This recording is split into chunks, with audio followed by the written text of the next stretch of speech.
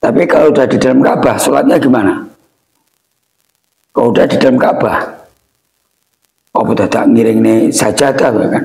Apa ada yang memang masuk di Ka'bah? Bisa, ada Mas, ada. Karena ada ruangan di dalamnya. Nah, ada ruangan dan ada 2 tiang. Bukan makam, Bukan. Di dalam Ka'bah itu bukan makam. Bukan Mas, bukan. Itu bersih, semuanya bersih. Di dalam situ bersih. Nah, kenapa? Karena Bapak saya pernah bercerita, gitu. Di dalam Ka'bah ini juga ada ruangan bersih, bahkan harum. Cagae, sokone Mas ya. Tiangnya. Nah, tiangnya itu terbuat dari kayu gaharu. Jadi harum terus. Kayu gaharu. Kayu gaharu. Nah itu. Jadi kayaknya berasal dari Indonesia ya, Betul, dari kayu gaharu. Nah itu. Selain bau harum dari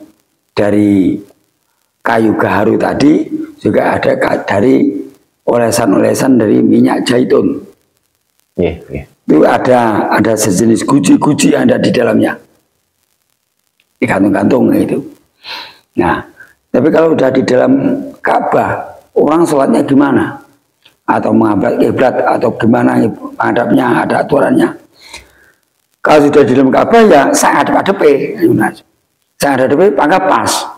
Nah, sekarang gini. Atas bener ya, Betul Mas.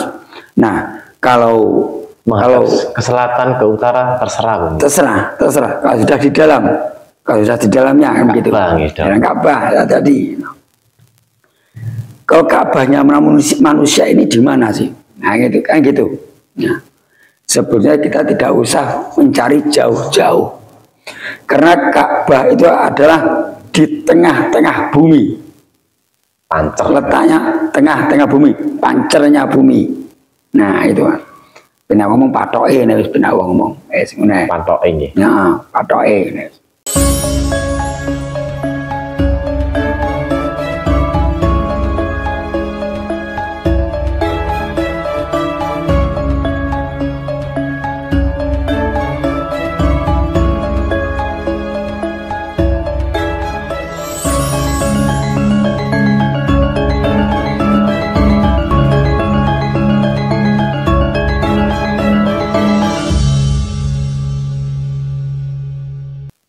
Assalamualaikum warahmatullahi wabarakatuh. Waalaikumsalam warahmatullahi wabarakatuh. Rahayu nih.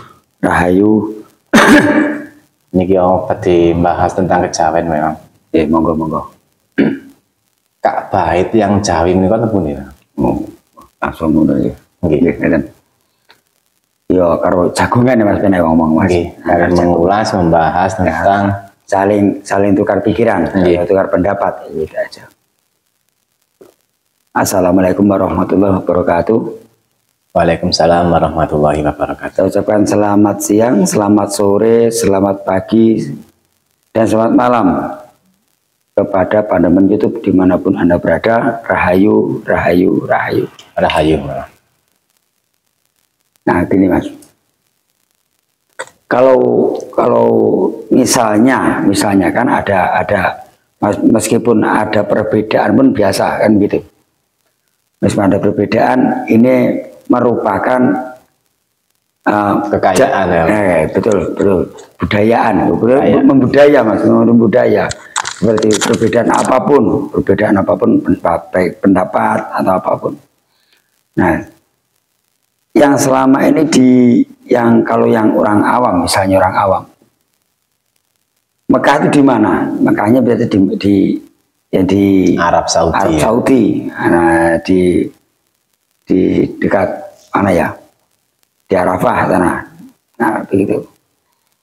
Tapi yang kita ulas sekarang kan Ka'bahnya manusia kan begitu. Ka'bahnya kita. Ka'bah yang ada pada manusia kan begitu. Ngomong.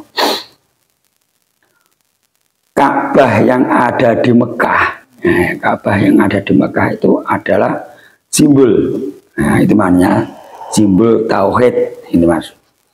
Ka'bah ini lambang kokoh, melambangkan kekokohan itu Mas. Kan bata Mas, bata yang disusun beratus-ratus tahun, kokoh tidak runtuh kan begitu. Mulai zaman Nabi Ibrahim ya betul. Nah ini kepada saudara-saudara semuanya, baik sedulur-sedulur semuanya, supaya ya belajar itu. Kalau di syariat ya itu Ka'bahnya yang ada di Mekah itu. Yang terlihat ya. Yang terlihat itu, nanti dilihat itu. Tapi kalau udah di dalam Ka'bah, sholatnya gimana? Kalau udah di dalam Ka'bah, udah tak ngiring nih sajadah kan? Apa ada yang memang masuk di Ka'bah? Bisa, ada Mas, ada. Karena ada ruangan di dalamnya. Nah, ada ruangan dan ada 2 tiang. Bukan makam, Bukan. Di dalam Ka'bah itu bukan makam. Bukan Mas, bukan. Itu bersih, semuanya bersih. Di dalam situ bersih. Nah, kenapa? Karena Bapak saya pernah bercerita, di dalam Ka'bah ini juga ada ruangan bersih, bahkan harum. Cagae, sokone Mas ya. Tiangnya. Nah, tiangnya itu terbuat dari kayu gaharu. Jadi harum terus. Kayu gaharu. Kayu gaharu. Nah itu. Jadi kayaknya berasal dari Indonesia ya, Bang? Betul dari kayu gaharu. Nah itu. Selain bau harum dari kayu gaharu tadi, juga ada dari olesan-olesan dari minyak zaitun. Iya. Itu ada sejenis guci-guci yang ada di dalamnya. Digantung-gantung itu. Nah, tapi kalau udah di dalam Ka'bah, orang sholatnya gimana? Atau menghadap kiblat atau gimana menghadapnya, ada aturannya. Kalau sudah di dalam Ka'bah ya saya hadap-hadapi. Saya hadap-hadapi pangkat pas. Nah, sekarang gini. Di atas bener Bang? Betul Mas. Nah, kalau ke selatan, ke utara terserah Bang. Terserah. Kalau sudah di dalam. Kalau sudah di dalamnya kan begitu. Dalam Ka'bah tadi. Kalau Ka'bahnya manusia ini di mana sih? Nah gitu kan gitu. Nah, sebenarnya kita tidak usah mencari jauh-jauh. Karena Ka'bah itu adalah di tengah-tengah bumi. Pancer. Letaknya tengah-tengah bumi, pancernya bumi. Nah itu. Benar ngomong patoke nih, benar ngomong. Patoke ini. Ya, patoke nih. Dan kalau kita mencari, nah, ini kan sambil belajar, tanya sama yang tahu, tanya sama yang tahu, itu. Yang ada di dalam diri manusia hanya satu, yang mungkin yang sangat dalam, yaitu hati. Dan di dalam hati ini ada kolbu. Nah, di situ Mas. Nah, dan yang makanya Ka'bah tadi dinamakan rumah Allah, dan di dalam situlah, di dalam hati kita inilah bersemayamnya pangeran sejati tadi. Terus bener Pak Imam, pamitian Jawi lek kapan sanjang kiblat menungso papat kok bener ini. Betul Mas, enggak salah. Walaupun menghadap ke selatan sama. Kalau kita sudah tahu, Kami sudah tahu. Betul. Kalau kita sudah tahu, mengetahui hati kita atau di dalam hati kita isinya tadi udah tahu, kita sholat menghadap kemanapun nggak akan salah. Betul Mas, betul. Sama kalau sudah di dalam Ka'bah kan gitu. Kalau pemikiran sekarang Mas, anak-anak atau dulu semuanya ini kan, kalau sholat atau sembahyang, sholat baik sholat wajib atau sholat sunat, ini menggambarkan ada sosok lain. Allah tadi gambarannya mereka ada lagi sosok lain. Jadi bukan di sini. Ada sosok lain seakan-akan ada yang duduk di sana. Iya. Nah, itu adalah salah satu menyekutukan Tuhan, kan gitu. Menyekutukan Tuhan seperti itu. Tapi kalau yang sholat itu di hatinya, otomatis sudah diterima, gitu Mas. Diterima. Tapi kalau kita seakan-akan ada yang sosok yang duduk di depan kita, berarti disitulah yang menyekutukan Tuhan. Koyo benar ngomong nyembah glambiar. Benar ngomong glambiar, nyembah patung. Nah, Betul. Nah, contohnya itu. Satu contoh aja. Nah, kalau sholat atau sembahyang kita, hati kita yang berbicara, nah, hati yang berbicara, insya Allah pas. Ya, insya Allah pas. Nah, begini Mas. 2 kalimat syahadat. Contoh aja, 2 kalimat syahadat. Asyhadu alla ilaha illallah wa asyhadu anna Muhammadar Rasulullah, kan itu. Ini coba kita pikir, nggak usah singan wes sing penake, oh tuh kan so bingung kan. Biar mudah dimengerti. Betul. Muhammad Rasulullah. Nah, dan Allah Tuhan kita, kan begitu. Nah, ini antara kesan begini. Kalau syahadat itu kan hanya menirukannya dulu. Wes, pikiran aja. Pasti itu menirukannya dulu. Tapi yang sebenarnya yang disebut Muhammad adalah ini.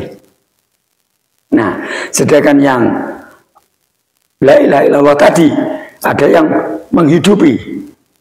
Nah, kita nggak ada, tapi diadakan, kan begitu. Nah, itu Mas. Nah, terus Muhammad tadi apa? Wadah.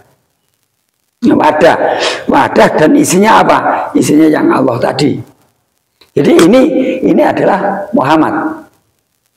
Nah, inilah Muhammad. Dan yang menghidupi inilah Allahnya ada di dalam, kan begitu. Ka'bahnya di sini. Di sini. Ya. Tapi begini. Makanya kita selalu belajar untuk mengetahui hal-hal yang masih dalam lagi. Hanya dengan syahadat itu saja. 2 kalimat syahadat ini maknanya sangat dalam. Nah, ini seakan-akan ada 2 sosok, kan ya? Ada seakan-akan ada 2 sosok, Muhammad dan Allah. Padahal bukan. Kita inilah yang dianukan. Sebetulnya saya bersaksi, ya ini yang bersaksi, kan begitu. Saya bersaksi bahwa Tuhan saya Allah, kan begitu. Nah, yang kalau kita memakai Muhammad Rasulullah yang di Mekah, yang diwujud itu, kita kan tidak tahu. Betul, ya. Nah, di mana kita harus bersaksi? Sehingga kita kalau bersaksi, itu yang kita saksikan harus ada. Nah, harus ada yang kita saksikan. Nah, jadi begini, yang kita saksikan adalah yang wujud ini, yang wujud yang ada di diri kita. Saya bersaksi, ya ini yang bersaksi. Kemudian yang kita saksikan tadi apa? Nur. Nah, Nurullah tadi yang sebagai mengisi di dalam diri Muhammad tadi. Jadi Muhammad itu wadah, bak, ya benar ngomong. Bak itu kan wadah, wadahnya yang menghidupi tadi. Kita tidak ada, tapi diadakan. Kita tidak hidup, tapi dihidupi, kan begitu. Nah, jadi leluhur kita dulu memang betul, kan? Ya? Betul.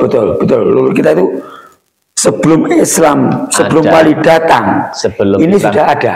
Maksudnya sudah bisa berhubungan langsung kontak dengan Allah. Gitu. Betul. Jadi nggak melalui yang tadi.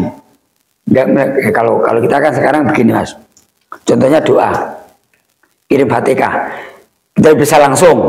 Nah ini yang kita biasa, yang hari-hari mungkin tiap hari kita lakukan, kirim doa atau kirim Fatihah kepada leluhur. Tawasul. Nah kan kita nggak langsung ke leluhur kita, masih kirim Fatihahnya ke Rasulullah dulu, ke sahabat, ke syuhada, nah itu dan lain sebagainya. Kalau yang leluhur kita dulu sebelum memeluk agama Islam ini begini, langsung berhubungan langsung dengan pangerannya, ya, dengan Tuhannya, dengan Gustinya gitu. Tapi bukan memakai alat yang lain-lain, tapi lewat harumnya harum-haruman seperti bunga, minyak wangi dan bunga, atau bahkan dupa lewat asapnya baru mengirim doa, kan begitu. kemenyan. Ini aja bisa berhubungan langsung. Nah, contoh, orang kita ini dulu kebanyakan Hindu, Mas ya, Hindu dan Buddha di Jawa ini. Tapi ada aliran itu kan hanyalah simbol apa itu Hindu. Nah, tapi mereka kejawennya sangat kental. Orang kejawen juga sembahyang, juga sembahyang, juga sholat, tapi ya sholatnya lain. Dengan cara mereka sendiri. Dengan caranya mereka sendiri. Tapi kita tidak usah membedakan yang itu. Tapi kita tetap memakai lakum dinukum waliyatin. Nah, maksudnya nama gue, Mam? Tiang kejawen menika umpami zaman sak menika umur saged berhubungan langsung dengan sudah langsung sebelum Quran datang, orang Jawa sudah melakukan. Sudah, nah, berhubungan langsung. Sudah melakukan. Para wali datang. Apa orang Jawa ini sudah ngerti Al-Quran? Kan belum. Ya, belum. Tapi justru mereka sudah melakukan lebih dulu. Sudah mengerti. Sudah ada di dalam Al-Quran pun sudah ada. Tapi sebelum mereka tahu tentang Al-Quran, orang-orang Jawa yang orang-orang dulu ini sudah mengetahui isinya. Nah, isinya. Tapi kalau tidak dibuka, pasti ada persamaannya. Hampir sama. Memang sama memang. Betul. Memang ada persamaannya. Persamaannya memang sama, tidak berbeda. Enggak beda. Cuma ada sekarang ini kan ada yang lain-lain lah. Ada yang alirannya lain-lain. Ada yang ini itu, yang itu. Nah, makanya kita ngambil positifnya saja. Dan kejawen ini tidak ada pantangan, tidak ada larangan untuk siapapun mempelajari. Karena juga tidak ada begini, Mas ya, dengan agama Islam ini tidak bertentangan. Nah, tidak bertentangan, Mas. Sejalan.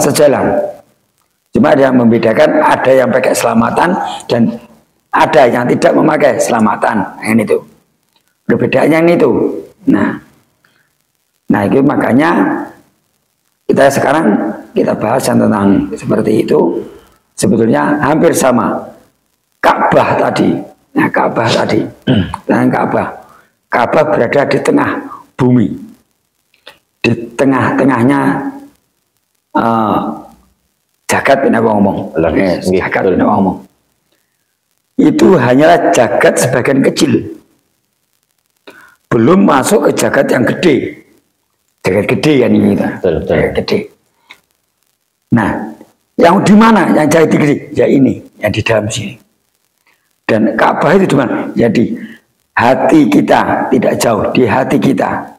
Nah, kalau kita sudah tahu, sudah mengetahui tempat itu, sudah bisa masuk ke dalamnya, kita bisa menghadap. Kalau kita sembahyang, ya, kita menghadap kemanapun pasti pas. Sama ya, ya, betul. Dan kalau ke Ka'bah sana, masuk ke dalam Ka'bah, sholat, contoh seperti Pak Soeharto, Haji Muhammad Soeharto, presiden kita yang kedua, Gus Dur. Nah, itu pernah masuk ke dalam Ka'bah. Beliau sholat juga menghadap bebas, namanya bebas. Maka Pak Harto pun juga seorang kejawen yang sangat kental. Nah itu. Beliau juga tidak meninggalkan ajaran-ajaran nenek moyang dan juga tidak meninggalkan ajaran-ajaran Islam. Nah, itu. Karena beliau juga seorang yang pintar, cerdas. Nah, itu, Mas. Jadi umpama digabungkan kejawen sama Islam, pas ya, pas, sangat pas sekali, karena tidak ada perbedaan, bahkan perbedaan pun tipis. Nah, perbedaan tipis. Hampir nggak ada ya? Hampir nggak ada. Kalau kita bilang seperti nggak ada. Nah, itu. Nah, seperti kalau kita menghubungkan ke Ka'bah tadi, kita harus menghubungkan ke syahadat, 2 kalimat syahadat tadi. Nah, jadi Kenapa? Yang di sana adalah simbol. Simbol adalah simbol tauhid. Tadi tauhid. Tauhid itu yang mana? Kan tauhid ini adalah la ilaha illallah Muhammad Rasulullah tadi. Nah, dan kalau kita bersaksi, nah, mustahil kalau kita bersaksi, yang kita saksikan tidak ada, pasti ada. Kan itu yang kebegeri kalau ini saya raketok. Nah, dan Muhammad adalah Rasulullah. Rasulullah adalah kita, utusan. Semua utusan. Semua utusan. Utusan untuk menyampaikan sesuatu yang baik lah, ya baik, yang semurakati untuk seluruh manusia kan gitu. Bisa dikatakan gini Bang Mami, umpami lek tentang kejawen nggih. Lek kapane napa? Ka'bah sing wujud nika nggih. Betul. Simbol kebersamaan, kerukunan. Betul. Karena di situ semua suku, semua bangsa, seluruh dan lain bangsa dan dan seluruh dunia berkumpul di situ. Langgis. Lambang kebersamaan, lambang kerukunan, lambang kegotong royongan. Itu kan sudah tidak membedakan suku bangsa. Tidak ada. Di sana semua dilepas, pangkatnya pun dilepas. Jenderal atau presiden apapun di sana dilepas. Semua hanya memakai kain putih. Kain putih itu diserempang netok. Nah, berarti bisa dikatakan yang disebut itu memang disebut kain atau baju ikrom. Nah, baju ikrom itu. Nah, makanya hanyalah simbol. Nah, simbol yang banyak simbolnya. Simbol kebersamaan, simbol kerukunan. Nah, itu. Saling mengenal. Nah, itu. Dan banyak kalau yang diwujud tadi, Tapi yang kita bahas saat ini adalah Ka'bah yang ada di diri kita. Nah, itu. Yang Jawi saged mujudaken ya. Betul. Orang Jawa dulu ini sangat hebat Mas, sebetulnya Mas. Sudah modern. Nah, sudah modern. Betul. Kalau yang sekarang mungkin yang tamatan SMA atau perguruan tinggi itu nanti mungkin belum tentu tahu. Betul. Taunya Ka'bah yang ada di Mekah kan itu. Nah, tapi kalau kita bisa mewujudkan, kalau kita bisa memperdalami, kita bisa mengetahui di mana letak sejatinya Ka'bah kita. Orang Ka'bah manusia, Ka'bah kita. Ya kita ya berarti dewi Mas. Nah, dewi. Nah, di mana? Jadi semua tidak jauh. Nah, tidak jauh. Kalau kita ingin menggali, menggali sangat mudah sebetulnya. Sebenarnya semuanya itu ada di dalam diri kita masing-masing. Kalau ingin mengaji, kalau ingin mengaji. Malah ngaji ya, sebetulnya ini Mas. Apa? Iki wes asine omongan ngaji ya bener omongannya awake dhewe iki sudah mendekati neng makrifat sebenarnya gitu. Memang betul sebetulnya gelem ngaji, insyaallah ketemu. Nah, ketemu. Neng ngaji ini ya alon-alon. Kadang ngaji kuping tentu enak. Ngaji kuping. Ngaji kuping ini biasanya ngaji ini yang kebanyakan sekarang ini adalah kebanyakan memperingati hari apa gitu aja. Nah, hari apa.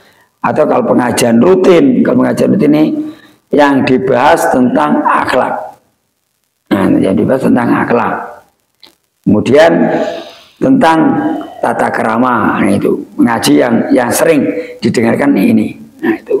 Tapi kalau yang mengaji yang sing lembut, sing halus, sing halus sing mau, wah, jarang Mas, jarang. Karena pondoknya pun juga pondoknya ini juga jarang ada. Nah jarang, tidak seperti yang pondok-pondok yang syariat yang lain. Nah, tersebar bukan ratusan tapi ribuan di seluruh Indonesia ini.